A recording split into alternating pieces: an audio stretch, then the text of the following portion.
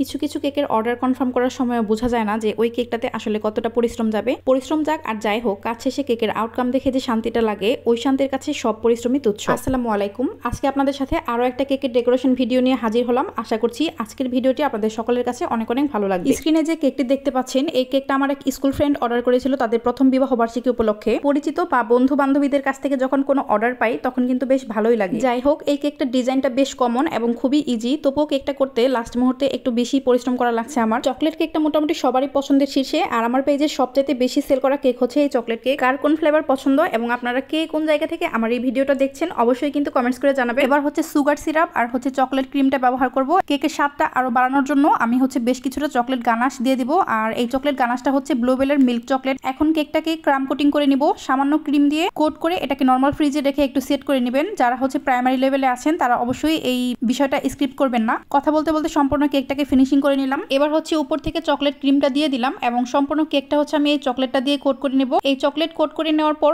অবশ্যই কিন্তু চকলেটটা সেট করার জন্য কমপক্ষে 20 মিনিট এটাকে নর্মাল ফ্রিজে রেখে দিতে হবে, তাহলে হচ্ছে সম্পূর্ণ চকলেটটা কেকের মধ্যে বসে যাবে এবং পরবর্তী ডেকোরেশন করতে সুবিধা হবে। এই চকলেট কাপল টপারটা বানাতে যে আমাকে অনেক পরিশ্রম করতে হয়েছে, যদিও এই টপারটা আমি বেশ কয়েকবারই বানিয়েছি, তবে এইবার 3 বার বানিয়ে চতুর্থবারে আমি হচ্ছে সফল হয়েছি। একবার হাত ভেঙে যায় তো একবার মাথা ভেঙে যাচ্ছিল, কারণ হোয়াইট চকলেট দিয়ে টপারটা করেছি এবং কোনো ধরনের মোল্ড ছাড়াই জাস্ট কাটার দিয়ে শেপ দিয়ে তারপর হচ্ছে করেছি। তবে আমি এখানে আমার 100% শ্রম দিয়েছি, কারণ হচ্ছে কেকটা আমি আমার কাস্টমার নয় বরং নিজে মনে করে তৈরি করেছি। আমার সম্পূর্ণ ফোকাস ছিল এই টপারের উপর, যার কারণে টপার তৈরির ওই ক্লিপটুকু আমি ভিডিও করতে পারিনি। হচ্ছে কেকের নিচে আমি একটা বর্ডার রেখে নিব, আর এই বর্ডারটা হচ্ছে রেফারেন্স পিকচারে ছিল, এজন্য হচ্ছে বর্ডারটা আমি করে নিচ্ছি। এই কেকের রেফারেন্স পিকচারে শুধুমাত্র একটা টপার আর হচ্ছে কিছু সুগার বল ছিল, তবে আমি অনুমতি নিয়ে কেকের সৌন্দর্য বৃদ্ধির জন্য কিছু গোলাপ তৈরি করে দিয়েছিলাম। সব মিলে কেকটার খুব সুন্দর একটা রিভিউ অলরেডি আমি পেয়েছি আলহামদুলিল্লাহ। এখানে আসলে অনেক বড় সার্থকতা, রিভিউ তো সবাই দেয় না, এটা আসলে যার যার নিজস্ব একটা ব্যাপার। অনেকেই অনলাইন বা অফলাইনে আমার বেসিক বেকিং এর ক্লাস করেও কোনো রিভিউ দেয় নাই, আবার অনেকেই না বললেও রিভিউ নিজে থেকে দিয়ে দিয়েছে। কথা বলতে বলতে রোজগুলো কেকের উপর বসিয়ে দিয়েছি, এখন কিছু পাতা বসিয়ে নিচ্ছি। কোনো ধরনের নজেল ছাড়া নর্মাল পাইপিং ব্যাগ কেটে সেই ব্যাগ দিয়ে আমি হচ্ছে পাতাগুলো দিয়ে দিচ্ছি। যারা কেকের মধ্যে ডার্ক কালার আনতে চান, ম্যাক্সিমাম ডার্ক কালার আনতে